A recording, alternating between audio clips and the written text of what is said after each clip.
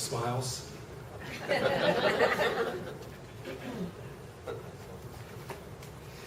I'm here to celebrate. After 33 years as a professional speaker, I have my first book.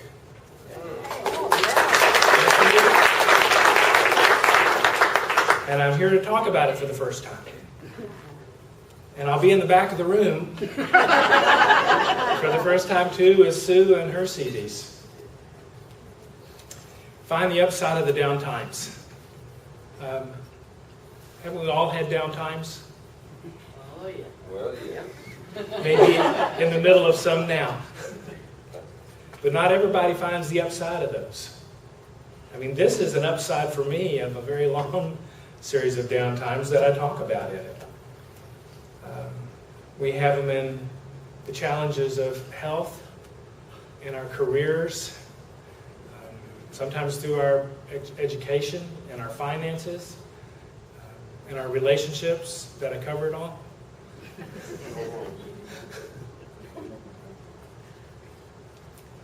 I mean, I've had some difficult times in my relationships. I was married for 7 years, and then divorced for 5, and then remarried for 29 years. And in both of those relationships, there was great love and passion, and there was also great pain and hurt. And in my hindsight, I know things now that I think would have made a difference then. Anybody else? Know things now that would have made a difference then? And that's what I want to talk about, is what I've learned that I wish I had known then. For instance, when we fall in love, remember when you fell in love? Take a minute for some of it. I mean, when that happens, it's really kind of magical, isn't it? I mean, it's magical because the other person is feeling the same way. I mean, all we want to do when we're in love is to make them happy and do things to let them know how much we love them. And they're doing the same thing. And what's magical about it is it has this sense of, this is a fundamental, permanent change in my life. I have now found what I have been seeking, and I'm going to have it forever. I don't remember it lasting that long. I think it lasts, a couple of weeks, a couple of months, until they do something. And the thought crosses our mind, if they loved me, they wouldn't have done that. Don't you remember having that doubt at some point? And I don't think initially it's over serious things. I mean, in my relationship, one of us, and I'm not going to say who, had a few habits, like tending to squeeze the toothpaste in the middle instead of at the end, or leaving the cap off the toothpaste, or not knowing which way was the right way for the toilet paper to roll on the I didn't know there was a right way. There is. I'm assuming you've been taught by someone who loves you. See, because I think when those things happen at first, because we love them, our natural response is, oh, well, obviously they just weren't taught correctly. So because we love them, we will dedicate ourselves to bringing out their great potential. We kind of do that about a lot of things. And at first, I think we're real sweet about it. Obviously they didn't know. So, honey dear, sweetie, you squeeze the toothpaste at the end. You don't do it in the middle. And you roll it up. It's always there. Didn't know if you knew. Oh, honey, you squeeze the, and it's, you put the cap on the toothpaste. It dries out. Otherwise, you waste it. Oh, no. I don't know if you know it. Honey, the toilet paper rolls this way. It doesn't roll that way. See, toilet paper wants to roll this way.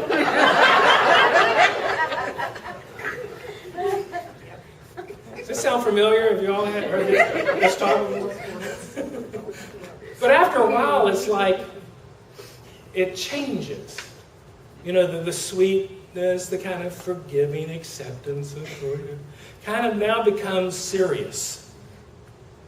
You know, and the person's tone is different. And the words they use are different. And they say things like, I told you.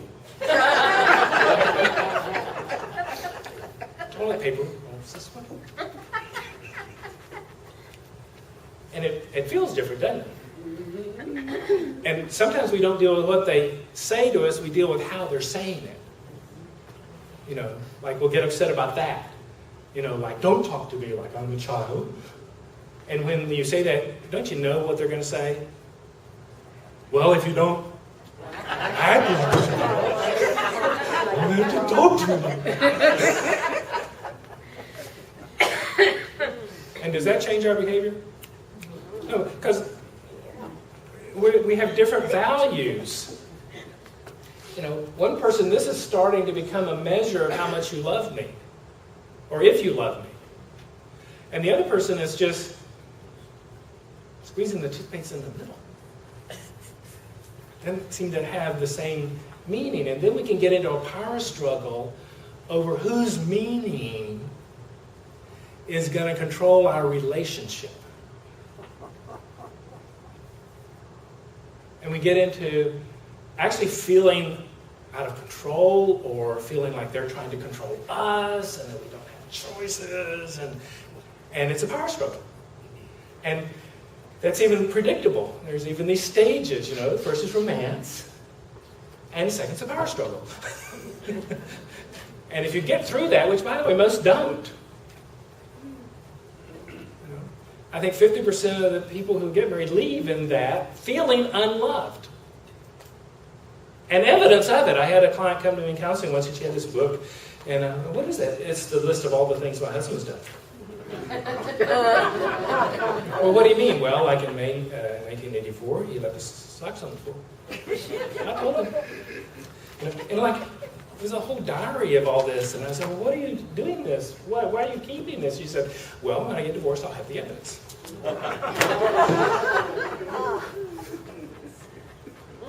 We get invested in proving that we're right and they're wrong.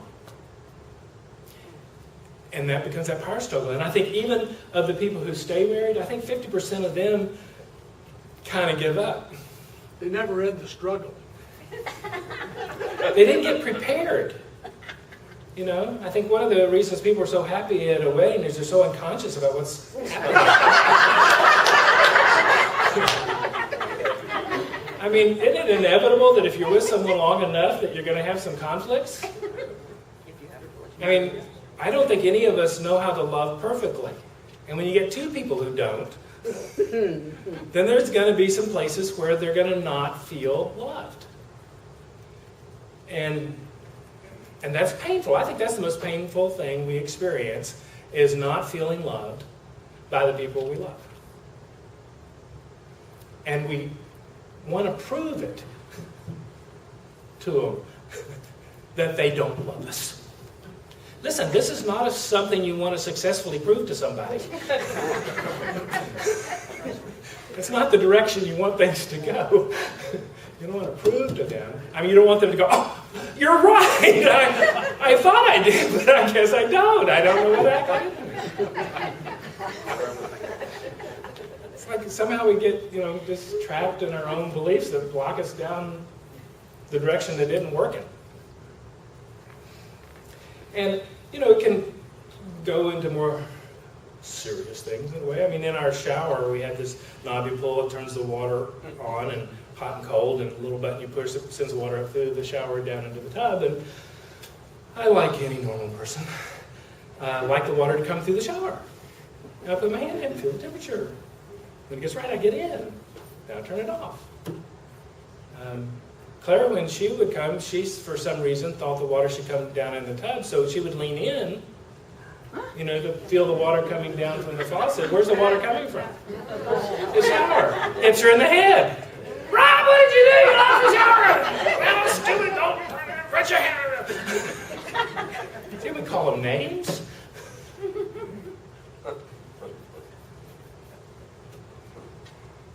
I was just too immature. At 45.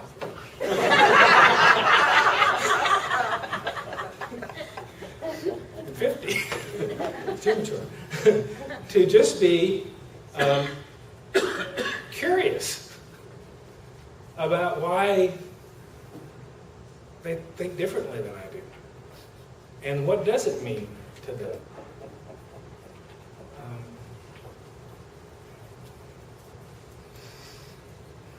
A more serious issue. When I met Claire, she was working. My mother always worked out of the home while I was growing up.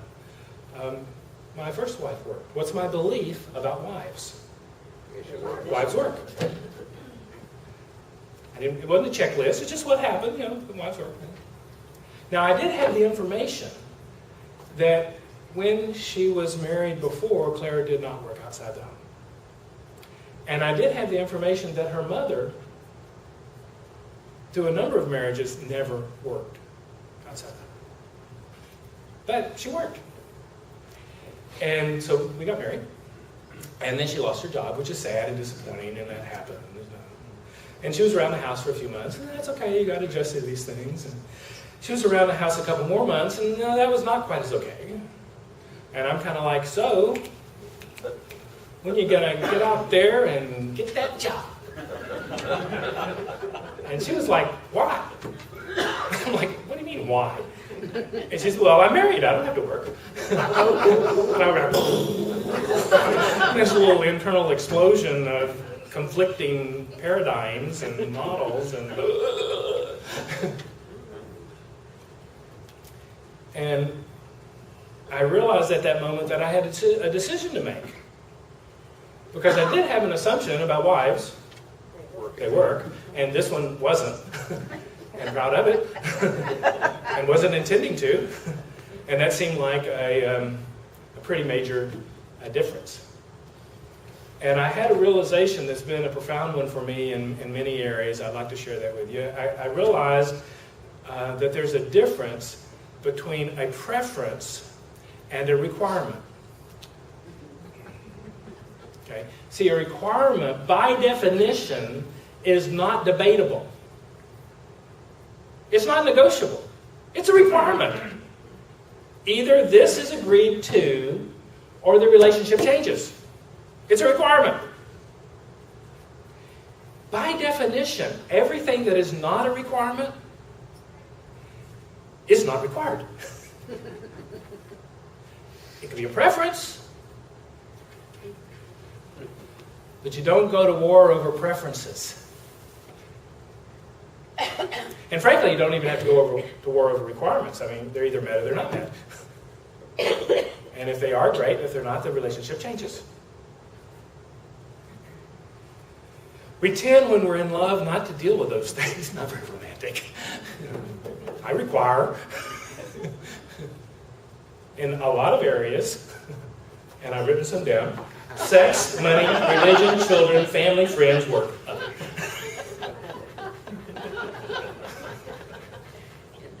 I'm assuming in each of those areas, each of us probably likely have some maybe requirement. Maybe not a lot if you get really down and look at it.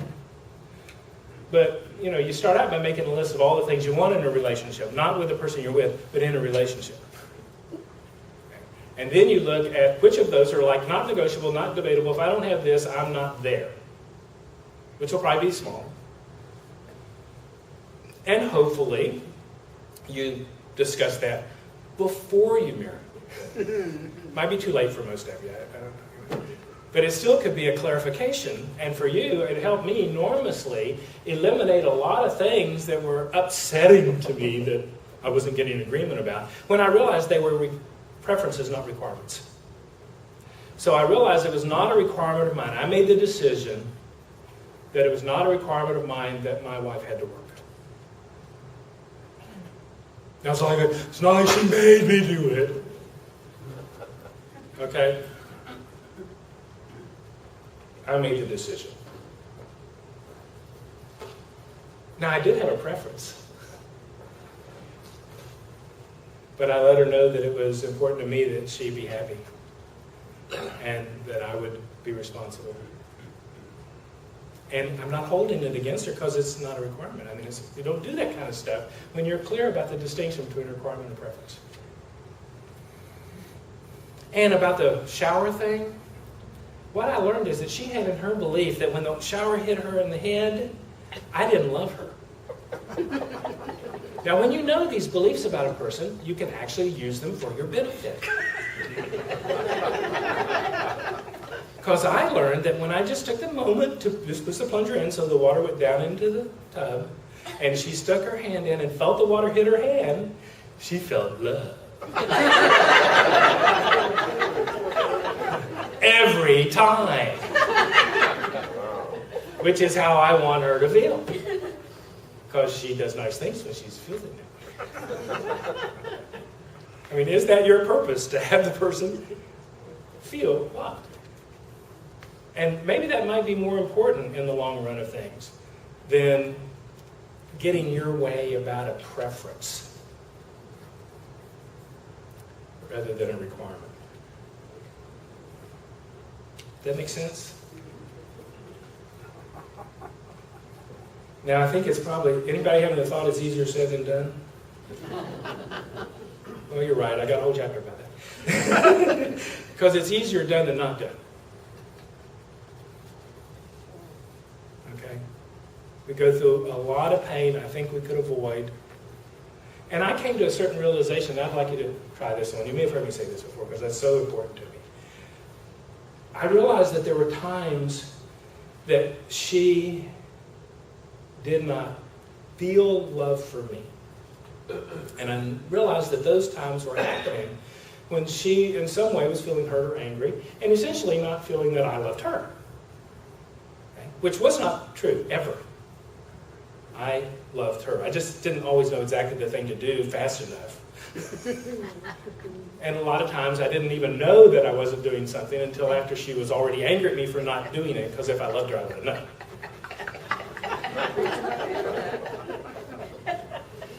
It's a really, little things like, in the summertime going, oh, this is really nice. That would make a nice Christmas gift. Like I'm supposed to remember that 6 months later.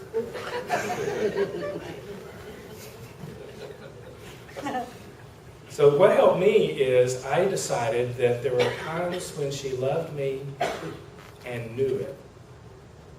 And there were times when she loved me and didn't know it. Now that's a profound distinction, because it eliminates me ever thinking she doesn't love me. And you might even expand that beyond the people in your life to like everyone in the room. There are just basically two types of people here. There's people who love you and know they love you, and there are people who love you and don't know it yet.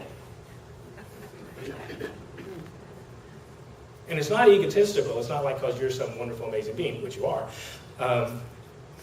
It's because how much we're able to love others really has a lot to do with how much we accept love for ourselves. The more we see ourselves as kind of a source of love, the easier it is just to love everybody. And loving them doesn't mean particularly like approving of their behavior at the moment. Loving someone unconditionally means it's basically okay that they're on the planet. Okay, kind of give them permission to be here. And it's okay that they have their lessons. Every human being is defined by lessons learned and lessons unlearned. And here's the kicker. I'm only going to make supportive agreements. Agreements that support me and agreements that support you. And that's my responsibility in loving. If I want something from you, but it's not going to be good for you, that wouldn't be a loving thing to do, even if I wanted. If I wanted to get in a relationship with you, but you just are breaking up from one, probably not the best supportive thing for you, even if you want it. So what it requires is that we got to get to know each other a lot better. And just know that everybody's got unlearned lessons. And by the way, one of the things that would make a marriage maybe a little more conscious is to know that what you're marrying are their unlearned lessons.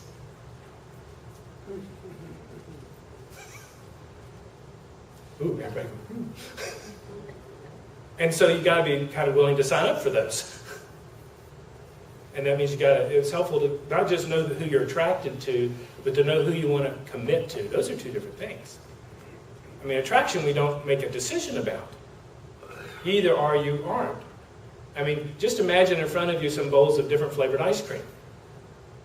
I mean, most likely there's one flavor you're going to like more than others. Why do you like that? Well, you may say, well, because it tastes better or something like that, but it's just basically because you are aware of an attraction to it. So we either are aware of our attraction or we're not. We don't actually choose the attraction. I'm going to choose to like this ice cream. That's not the way it is. But we choose who we want to make commitments to, and it would be nice if we knew what it was we were committing to. Like, what are our requirements? What are theirs? What are their unlearned lessons?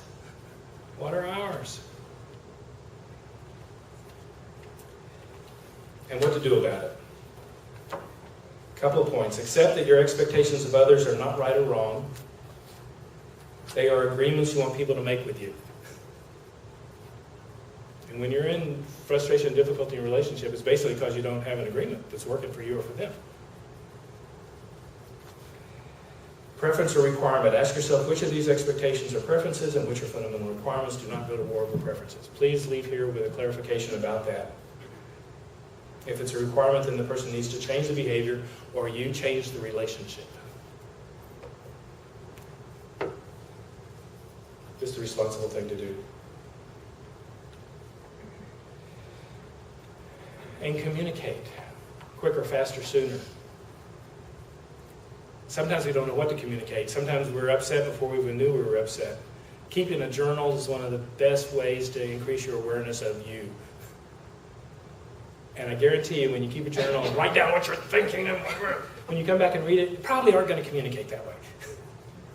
So it's a good place to, all the stuff out rather than on them. Because then you're going to have to deal with their reaction to all that. So get it clearer and learn some communication skills that base on the assumption that most conflicts are about a misunderstanding. We all know that, but we forget it in the middle of a conflict.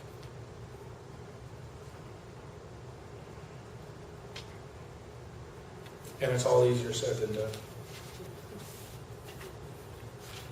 But it's easier done than not done. Thank you all very much.